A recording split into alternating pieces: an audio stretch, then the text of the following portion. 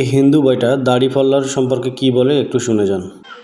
আমরা হিন্দু, আমরা সংখ্যালঘু, আমরা দোষী। আমাদের উপর আক্রমণ করা হয়েছে, দোষ দেওয়া হয়েছে জামাত ইসলামের পুর। দেখেন, জামাত ইসলামের পুরে দোষ দেওয়া হয়েছে। আমি দর্শনাথ, আমার বড়দা হয়তো আপনারা চিনেন, আমার বড়দা হচ্ছে বিশ্বনাথ দাস। আপনাদের যদি কোনো রকম সমস্যা হয়, আমি তো আপনারা ছেলের মতো, ভাইয়ের মতো। যদি ওনাদের সাথে কথা বলতে ভয় লাগে আমাকে বলবেন।